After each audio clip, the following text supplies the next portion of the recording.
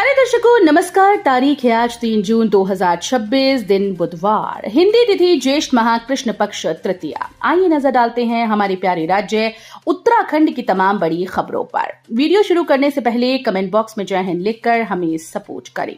तो चलिए शुरू करते हैं। डाक विभाग ने शुरू की 2 नई सेवाएं। 35 किलो के पैकेट भी डाक से देश के किसी भी कोने में भेज सकेंगी। भारतीय डाक विभाग पौड़ी पोस्टल डिवीजन की ओर से आम जनता की सुविधा को देखते हुए 2 नई पार्सल सेवाएं शुरू की। इन सेवाओं के माध्यम से अब लोग देश के किसी भी हिस्से में 35 किलो तक के भार का सामान जल्दी और सुरक्षित तरीके से भेज पाएंगे। डाक विभाग की ओर से स्पीड पोर्टल, पार्सल सेवा के साथ ऑनलाइन ट्रैकिंग एवं सरल बुकिंग सुविधा को भी प्रभावी रूप से लागू किया गया। श्रीनगर में शिक्षा का केंद्र होने के चलते डाक विभाग विद्यार्थियों की सुविधा के लिए इस सेवा को अहम माना जा रहा है। दोपहर बाद बिगड़ा मौसम। देहरादून मसूरी में जमकर हुई बारिश, गिरे ओले, गर्मी से मिली राहत। उत्तराखंड में देर शाम मौसम ने करवट बदली। राजधानी देहरादून और पहाड़ों की रानी मसूरी में जमकर बारिश हुई। बारिश ने दिन भर से हो रही तेज गर्मी से लोगों को राहत दी। मौसम विज्ञान केंद्र की ओर से जारी पूर्वानुमान के अनुसार पर्वतीय जिलों के कुछ हिस्सों में हल्की बारिश होने की संभावना है, जबकि 4000 मीटर से अधिक ऊंचाई वाले इलाकों में बर्फबारी के आसार हैं। इसके अलावा प्रदेश भर में कहीं कहीं बिजली चमकने के साथ 40 से 50 किलोमीटर प्रति घंटे की रफ्तार से आंधी व तूफान चलने का येलो अलर्ट जारी किया गया। इसका सीधा असर तापमान पर देखने को मिलेगा और गर्मी से राहत रहेगी। आने वाले दिनों की अगर बात करें तो 7 जून तक प्रदेश भर में मौसम का मिजाज कुछ ऐसा ही रहेगा। सरकारी भूमि पर हुए अतिक्रमण के खिलाफ बड़ी कार्रवाई। मजार व अन्य अस्थायी निर्माण ध्वस्त। विकासनगर तहसील प्रशासन ने मंगलवार को शीशमबाड़ा क्षेत्र में सरकारी भूमि पर किए गए अवैध अतिक्रमण के विरुद्ध बड़ी कार्रवाई की। टीम ने सरकारी भूमि पर अवैध रूप से बने मजार व अन्य अस्थायी निर्माणों को ध्वस्त कर दिया। प्रशासनिक जांच में भूमि सरकारी अभिलेखों में दर्ज पाई गई, जिस पर अवैध रूप से कब्जा कर मजार संचालित किया जा रहा था। इसे लेकर पूर्व में नोटिस जारी किया गया था। LUCC चिटफंड घोटाला। सीबीआई ने 2 और आरोपियों को किया गिरफ्तार, 5 पहले पकड़े जा चुके। LUCC घोटाले में सीबीआई ने 2 और आरोपियों को गिरफ्तार कर लिया है। पंकज जैन उर्फ पंकज चौधरी और किशन जैन नाम से इन दोनों आरोपियों को मुंबई से गिरफ्तार किया गया। सीबीआई के अनुसार ये दोनों मुख्य आरोपी समीर अग्रवाल और उसकी पत्नी के धन को संपत्तियां खरीद में निवेश कर रहे थे। इससे पहले सीबीआई 3 लोगों को गिरफ्तार कर चुकी है। अब तक 5 लोगों की गिरफ्तारी की जा चुकी है। इसमें समीर अग्रवाल का साला भी शामिल है। मुख्यमंत्री धामी ने की 4 धाम यात्रा को लेकर समीक्षा बैठक। अधिकारियों को दिए दिशा निर्देश। मुख्यमंत्री पुष्कर सिंह धामी ने 4 धाम यात्रा को लेकर समीक्षा बैठक की। इस दौरान सभी संबंधित विभागों के अधिकारी मौजूद रहे। 4 धाम यात्रा में मौसम की प्रतिकूलता पर भक्तों की आस्था भारी पड़ी। अकेले केदारनाथ धाम पहुंचने वाले भक्तों की संख्या 10 लाख को पार कर गई। चारों धामों को मिलाकर अब तक 26,86,259 भक्तों ने दर्शन कर लिया है। यात्रा कंट्रोल रूम रुद्रप्रयाग से मिली जानकारी के अनुसार 4 धाम आने वाले भक्तों की संख्या लगातार अधिक बनी हुई है। भक्त पूरे उत्साह के साथ भगवान के दर्शन करने के लिए पहुंच रहे हैं। अकेले शनिवार को ही 11,000 से अधिक महिलाओं के साथ कुल 24,066 भक्तों ने केदारनाथ धाम में भगवान के दर्शन किए। भाजपा राष्ट्रीय अध्यक्ष की नई टीम में उत्तराखंड के चेहरे हो सकते हैं शामिल। दौरे के बाद बदलाव। भाजपा राष्ट्रीय अध्यक्ष नितिन नवीन की नई टीम में उत्तराखंड के कई चेहरों को जगह मिल सकती है।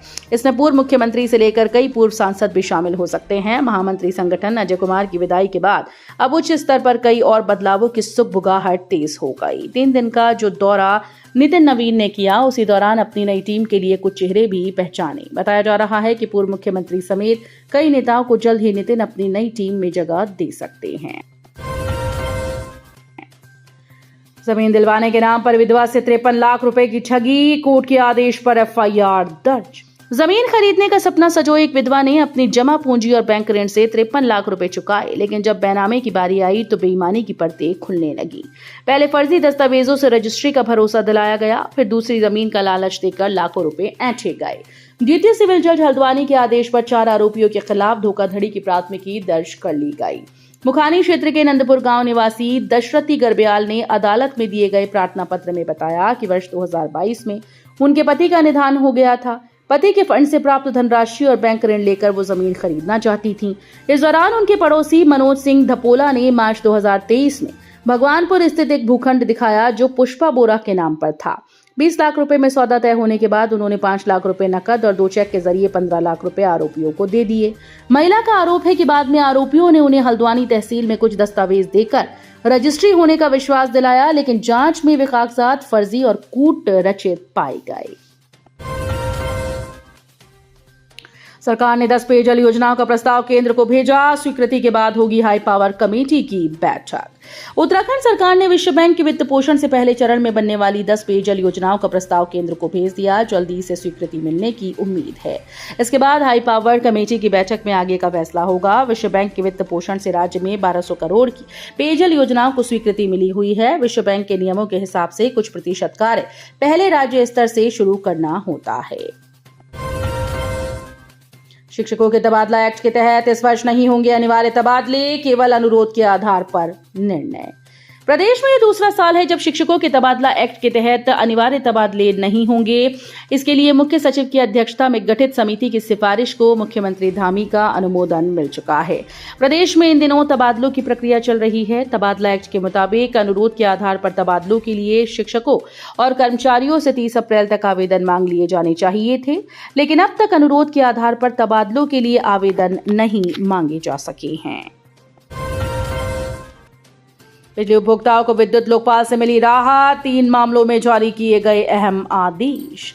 अपने हक की लड़ाई लड़ने वाले उपभोक्ताओं को विद्युत लोकपाल डीपी गैरोला ने राहत दी। 3 मामलों में आदेश जारी किया, जिसमें 2 नैनीताल और 1 देहरादून का मामला है। विद्युत लोकपाल डीपी गौरेला ने उपभोक्ताओं के पक्ष में फैसला देते हुए बिजली विभाग को लोड बढ़ाने की मंजूरी देने का आदेश दिया।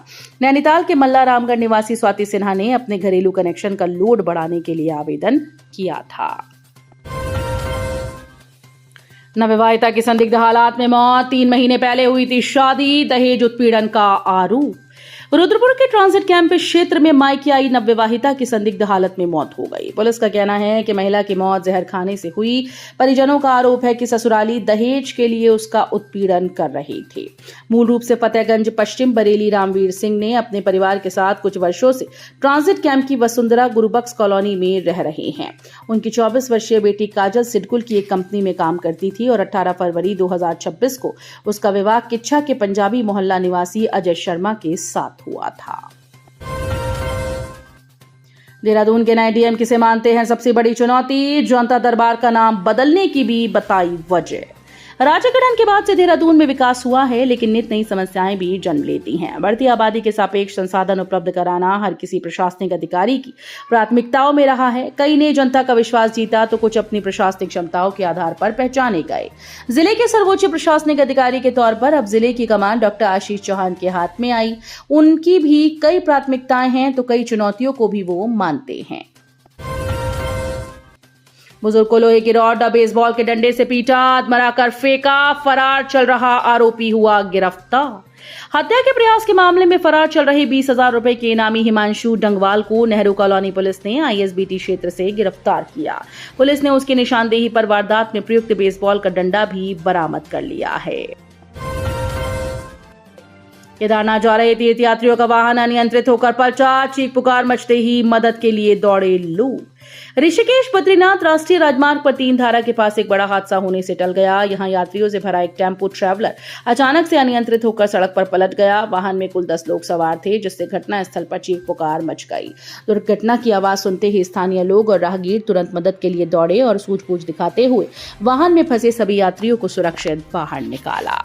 तो ये थी उत्तराखंड की बड़ी खबरें। हम मिलेंगे अगले बुलेटिन में, तब तक के लिए धन्यवाद।